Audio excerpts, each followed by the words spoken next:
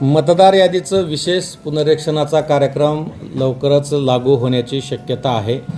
त्या धर्तीवर भारत निवडणूक आयोगाने दिलेल्या सूचनेप्रमाणे जिल्हाभरामध्ये मतदार यादीच्या पुनरीक्षणाचं पूर्व काम गृहपाठाचं काम आमचं युद्धपातळीवर सुरू आहे आणि त्याच्या संदर्भातच माहिती देण्यासाठी सर्व राजकीय पक्षांचे प्रतिनिधी या ठिकाणी आम्ही निमंत्रित केले होते आणि आपल्यामार्फत सुद्धा जिल्ह्यातील प्रत्येक कुटुंबापर्यंत प्रत्येक मतदारापर्यंत होऊ घातलेल्या या कार्यक्रमाबद्दल माहिती देण्यासाठी आज ही पत्रकार परिषद घेण्यात येत होती।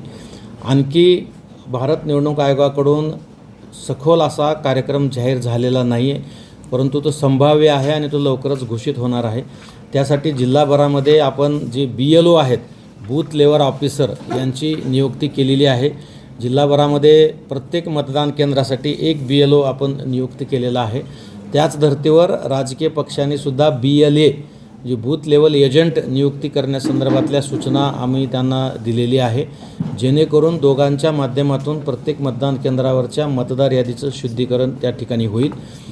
आपल्या जिल्ह्यामध्ये जे बूथ लेवल ऑफिसर आणि त्यांच्यावर पर्यवेक्षक नेमलेले आहेत त्याची संपूर्ण यादी जिल्ह्याच्या निवडणूक वेबसाईटवर उपलब्ध आहे। जर आपल्याला काही त्याबद्दल खात्री करायची असेल तर आपण ते करू शकता।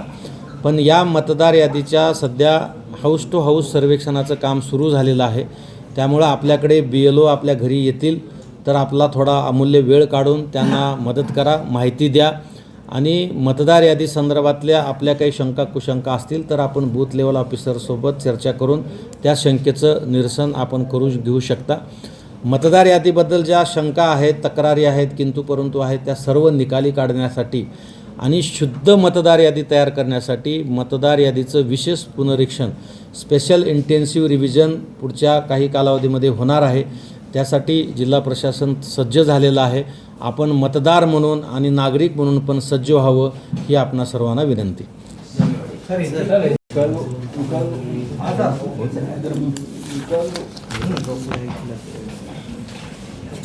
भारत निवडणूक आयोग की तरफ से जल्दी ही मतदार यादी का स्पेशल रिवीजन प्रोग्राम डिक्लेयर होने वाला है।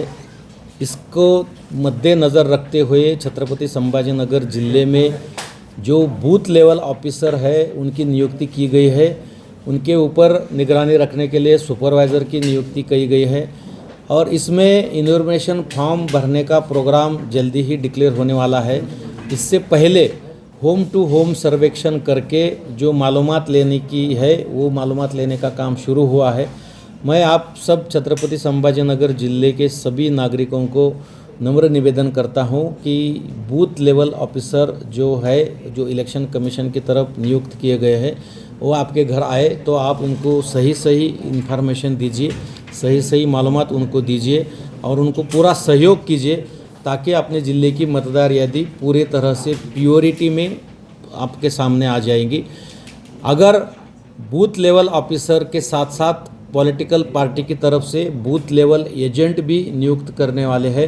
हमने आज ही सारे पॉलिटिकल पार्टी के रिप्रेजेंटेटिव की मीटिंग यहाँ पे लेके उनको भी हमने रिक्वेस्ट किया है कि आपकी तरफ से भी हर एक बूथ के लिए एक बूथ लेवल एजेंट आप नियुक्ति कीजिए ताकि दोनों की सहयोग से, दोनों के आपसे मिलके आपके हर एक बूथ की जो वोटर लिस्ट है वो पूरी तरह से प्योर हो। वहाँ किसी का भी नाम या डेड पर्सन का नाम रहना नहीं चाहिए, कोई शिफ्टेड पर्सन का नाम नहीं रहना चाहिए। जो भी कंप्लेंट हर इलेक्शन में आती है वो सारी कंप्लेंट ख़त्म करने के लिए ये जो प्रोग्राम अभी इलेक्शन कमीशन की तरफ डिक्लेयर होने वाला है बहुत ही इम्पोर्टेंट प्रोग्राम है और इसमें ना कि खाली प्रशासन ने काम करके चलेगा, हर एक वोटर ने, हर एक नागरिक ने भी इसमें सहयोग देना चाहिए और वो आप सहयोग दो, ये मैं आपको रिक्वेस्ट करता हूँ। नहीं, अभी कालावधि डिक्लेयर वो प्रोग्राम है, ये जो अभी स्क्रीन पे बता रहे हो प्रोग्राम है। अभी जिले में अभी हमने करीबन 4000 स्टाफ की नियुक्ति इस काम के लिए करने वाले हैं। करीबन 3226 पोलिंग स्टेशन है, हर एक 10 पोलिंग स्टेशन के लिए एक सुपरवाइज़र, 2064 10 पोलिंग स्टेशन के ऊपर एक सुपरवाइज़र की नियुक्ति, ऐसे टोटल 4000 लोगों की नियुक्ति हमने किया है।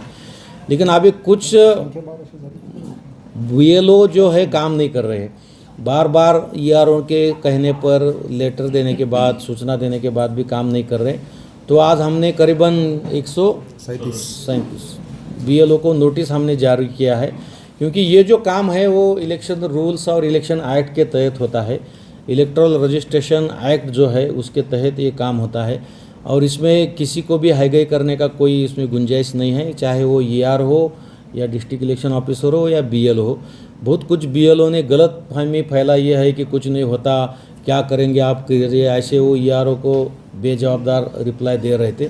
तो हमने इस सारे एक्ट के जितने भी सेक्शन है वो सारे सेक्शन उनके ऊपर लगा दिए हैं और उनको नोटिस जारी किया है। अगर समाधानकारक उनका रिप्लाई नहीं आया तो उनके ऊपर उसी एक्ट के तहत कार्रवाई की जाएंगी। सर, अनेक राज्यों में डिजिटल ठगी के भी किस्से हुए हैं, इंसिडेंट, कि OTP शेअर करना है, किसी का भी अगर फर्जी फोन आता है और OTP वर्षानंतर रिव्हिजनचा कार्यक्रम या ठिकाणी होतोय। 2002 ते 2004 मध्ये झालं होतं। मतदार यादीबद्दल अनेक तक्रारी आता आपण दोन्ही निवडणुकीमध्ये बघितलेलं आहे। डेड लोकांचे नावं आहेत, शिफ्ट झालेल्या लोकांची नावं आहेत, काय डबल नावं झालेत, आणि डबल नावं झालेत हे बऱ्याच जणाला माहीत आहे। आपण पण एक्झरसाईज केला, आपल्याकडे बरेच डबल नावं निघाले। डबल नावं, काही मतदाराची डबल नावं निघाली, परंतु काही नावं असे पण निघाले की नावं कंप्लीट सारखे होते पण व्यक्ती वेगळ्या होत्या। ते पण आमच्या संशोधनामध्ये, रिसर्चमध्ये ते पण निघाले।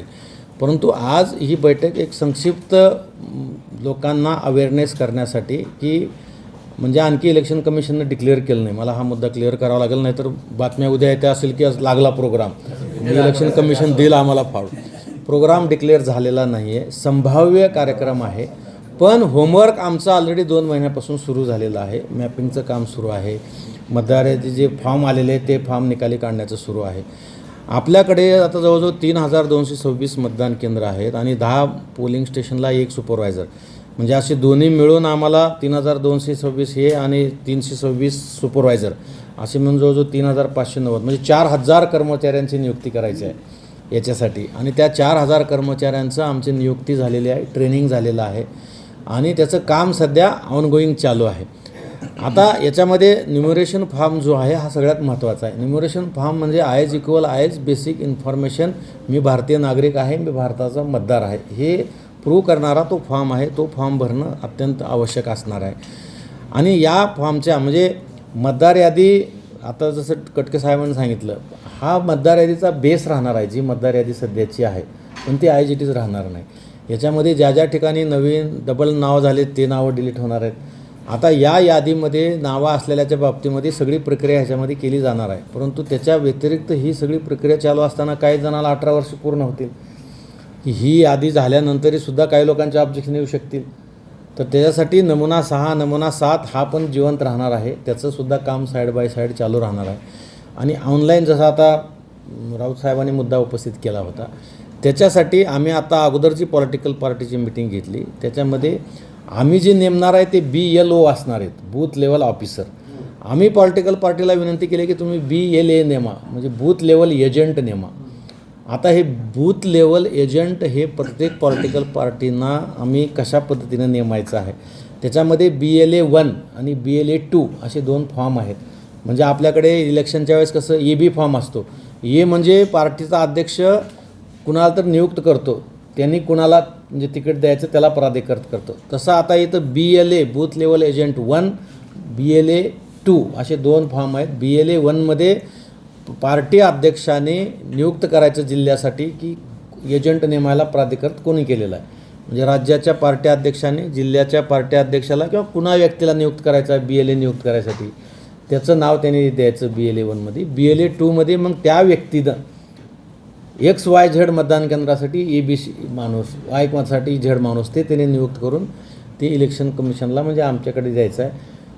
ह्याचा प्रोग्राम जेव्हा डिक्लेअर होईल, तो प्रोग्राम डिक्लेअर झाल्यानंतर 7 दिवसाच्या आत ते डिस्ट्रिक्ट इलेक्शन ऑफिसरकडे पोचलं पाहिजे आणि मग त्यांचे BLA 1 आणि BLA 2वर जे आहे त्यांच्या स्वाक्षऱ्या बघून आम्ही ते एजंट नेमणार आणि ते मतदान केंद्रावर त्यांनासुद्धा प्रत्येक मतदान केंद्राला एक नेमावं अशी आमच्या आयोगाने विनंती केलेली आहे। त्याचं कारण असं आहे की घरी गेल्यानंतर जर BLO घरी गेला तो सापडला नाही तर BLAला सापडत, आणि एका BLAने इतर वेळेस बघा निवडणुकीमध्ये असं गठ्ठा फॉर्म घेऊन जायची परवानगी नाही आहे, परंतु या वेळेस एखादा BLA म्हणजे एजंट 50पर्यंतचे फॉर्म जमा करून 50ची मर्यादा घातलेली आहे, 50पर्यंतचे फॉर्म जमा करून तो BLOकडे देऊ शकतो आणि BLO तो इनॉर्मेशन फॉर्म, तर इनॉर्मेशन फॉर्म तो BLA जमा करून BLOकडे दिला तर नो ऑब्जेक्शन. BLO मग ते कन्फर्मेशन करेल आणि त्या कन्फर्मेशननुसार ऑनलाईन त्याला अप्रूव्ह करेल आणि त्याच्यानंतर ERO लेवलवर जे आहे त्या ERO लेवलवर सुद्धा अप्रूव्ह करताना काही गोष्टी चेक करून, काही गोष्टी क्रॉस चेक करून, काही गोष्टी कन्फर्म करून अशा पद्धतीनं त्याला कन्फर्मेशन द्यायचं आहे. आणि मग त्याचा प्रोग्राम येईल, त्या प्रोग्राममध्ये अगोदर काही ट्रेनिंग आहेत, पुन्हा हाऊस टू हाऊस आहे. आता ह्याच वेळेस आपलं जनगणनेचं पण सुद्धा काम येणार आहे. त्याच्यामध्ये सुद्धा म्हणजे जनगणना म्हणजे काय, हाऊस टू हाऊसच जायचं आहे, घराघरात जाऊन लोकांचीच गणना करायची आहे. आणि ह्याच्यामध्ये सुद्धा फक्त त्याच्यामध्ये सगळ्यांची गणना करायचं आहे, ह्याच्यामध्ये 18 वर्ष झालेल्यांची गणना करायचं आहे. तर त्या गोष्टीच्या अनुषंगानं आम्ही दोन्ही गोष्टीसाठी म्हणजे जनगणना आणि ह्यासाठी पुढच्या काही दिवसामध्ये शासकीय कर्मचारी आपल्याकडे येतील, तर आपण त्यांना सर्वतोपरी मदत करा. हा प्रोग्राम म्हणजे मतदार यादी शुद्धीकरणाचा कार्यक्रम आहे. जे काही प्रत्येक निवडणुकीमध्ये मागच्या काही दिवसापासून विषय येतो आहे, तो सगळा सरसकट मुळासकट ज्या कंप्लेंट्स आहेत, ज्या शंका आहेत त्या दूर करून एक शुद्ध मतदार यादी तयार करणे आणि लोकशाहीचा समर्पित करण्याचा हा कार्यक्रम आहे. आपल्यामार्फत याची एक थोडक्यात जनजागृती व्हावी आणि पहिल्या म्हणजे टप्प्यामध्ये इलेक्शन डिक्लेअर होण्याच्या आधी वेबसाईटवर यांचे तपशील लावलेला आहे. तर हे याच्यासाठी आपला हा आहे. आणि ही जी माहिती आहे म्हणजे कुठली याच्यात गोपनीयता नाही आहे. इलेक्शन कमिशनच्या पोर्टलवर सगळी माहिती आहे. मॅपिंग करताना ज्या लोकांचे डबल नावं झाले त्यांनी जुनी माहिती काढून त्यांना देणं अपेक्षित आहे. त्याच्यानंतरही जर राहिली तर आपल्याला जसं पर्याय सांगितले त्या पर्यायाप्रमाणे आणि पुरावे सगळ्याकडे आहेत. आता पुरावे देणे हा काही फार कॉम्प्लिकेटेड विषय राहिला नाही. 11 प्रकारचे पुरावे आहेत, ते आपण त्याच्यामध्ये त्यांना देऊ शकतो. आणि आपल्या वेब पोर्टलवरच्या किंवा ECIच्या वेबसाईटवर जाऊनसुद्धा आपण किंवा प्रत्येक नागरिक तो आपलं कन्फर्मेशन करू शकतो. आपल्या सर्वांना जिल्हा निवडणूक यंत्रणा म्हणून आपल्या सर्वांना विनंती आहे की याच्या संदर्भामध्ये आपण, कारण आता अगोदरच्या ह्याच्यामध्ये पण बरेच प्रश्न पक्षाच्या लोकांनी विचारले, त्यांचं पण आम्ही कन्फ्युजन दूर केलेलं आहे. बऱ्याच वेळेस कुठंतरी काहीतरी झालेलं असतं आणि अफवा काहीतरी वेगळं पडतात, सांगणारं कोणतरी सांगतो आणि व्हॉट्सअप युनिव्हर्सिटीवर मग नको त्याच बातम्या येतात आणि मग ते आता बऱ्याच जणांनी तेच प्रश्न विचारले. हां, मग आम्ही एका वाक्यात सांगितलं की तुम्ही व्हॉट्सअप युनिव्हर्सिटी जाऊ नका, आमच्या ऑफिसशी कन्सल्ट करा किंवा पोर्टलवर जा, आमच्याकडे नका येऊ वाटलं तर. ECIच्या पोर्टलवर सर्व माहिती आहे, ते डाउनलोड करा आणि त्या ऑथेंटिक माहितीवर विश्वास ठेवा. कुठल्याही अफवावर कोणाचे नाव वगळणार आहेत, कोणाचे ॲड होणार आहेत, असं काही होणार नाही. प्रत्येक घरी प्रत्येक मतदारापर्यंत आमचा माणूस जाणार आहे आणि ऑथेंटिकच माहिती त्याच्यामध्ये ॲड केली जाणार. आपण कार्यमुक्त केले 15 दिवस. हां, ते BLOचा आला असं माहिती झालं नाही.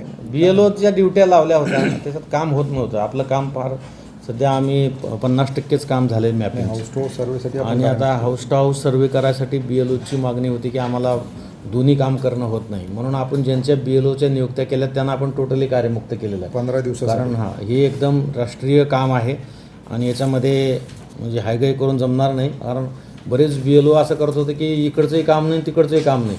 ऑफिसमध्ये म्हणायचं मी तिकडे काम करायलो, इकडे म्हणायचं मी ऑफिसचं काम करायला लागलो.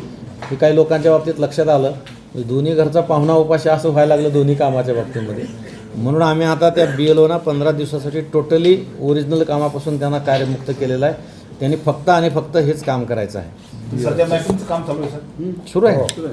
बरं, ह्याच्यामध्ये घर सुटणार नाही तर याला काय घरांना नंबर वगैरे आहेत का काय?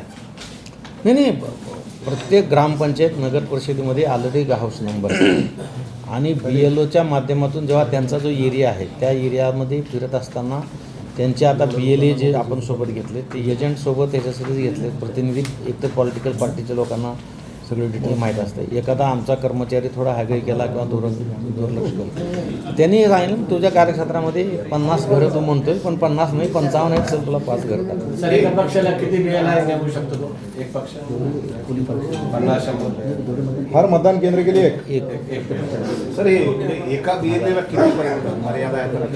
किती घरं त्याच्या बघा, एक मतदान केंद्रासाठी एक BLO एक BLA. कंपल्सरी आहे. एक मतदान केंद्र. 1000 मतदार आहेत फक्त. मतदान केंद्र म्हणजे किती? 1000 हजार. हा 1000 पण सगळ्या ठिकाणी नाहीत. बरेच मतदान केंद्र 600, 700, 300, 1200 मॅक्सिमम 1200 आणि किती दिवस बूथ लागणार? वाईज.